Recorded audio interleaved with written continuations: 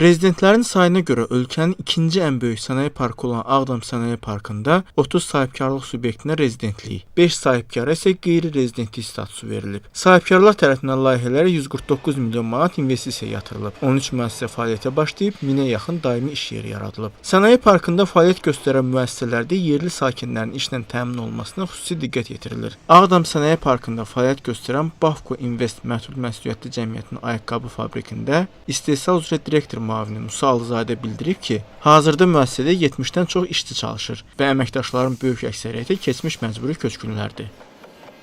Əməkdaşlarımızın 99%-i demək olar ki, Ağdam ərazisindəndir və 90%-dən artıq keçmiş məcburi köçkünlərdən, keçmiş məcburi köçkün statusu daşıyanlardan cəlb olunmuşdur. Bundan başqa dövlətimizin köç siyasətinə uyğun olaraq yeni, yəni işğaldan azad olmuş torpaqlarda yeni təmir quruculuq işləri aparıldıqdan sonra yaradılmış kəndlərdən əməkdaşlarımızı daha çox seçirik və bunlara üstünlük veririk. Bundan başqa bizim artıq istehsal gücümüzü artırmağı düşünürük və bu plana da uyğun olaraq yeni əməkdaşlar işlərə cəlb olunacaq və yeni əməkdaşları da yenə keçmiş məcburi köçkünlər, dövlətimizin köç siyasətinə uyğun olan sakinlər daha çox cəlb olunacaqdır yenə.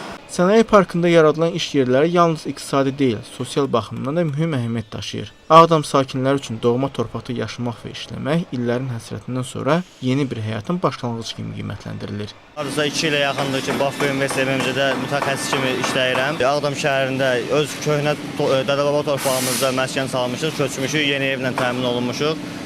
Həm öz torpağımda, həm dədə-babamın yaşadığı torpaqda işlədiyim üçün, burada həm yaşayıb həm işlədiyim üçün xoşbəxtəm. Çünki indiyə kimi ancaq Ağdam haqqında eşitirdik böyüklərimizdən. İndi hal-hazırda həmin yerdə yaşayırıq, işləyirik, pul qazanırıq, gələcəyimizi qururuq, karyeramizi qururuq. Bu bizim kimi gənc kadrlar üçün çox sevincli bir haldır. Kəngərli kənd sakini Günay Məmmədova diqqətə çatdırıb ki, dövlət tərəfindən həm yaşayış, həm də məşğulluq məsələləri diqqətdə saxlanılır. May ayında köçmüşük öz doğma yurt yuvalarımıza. Sağ olsunlar, dövlətimiz də bizi işlə təmin edirik, işləyirik.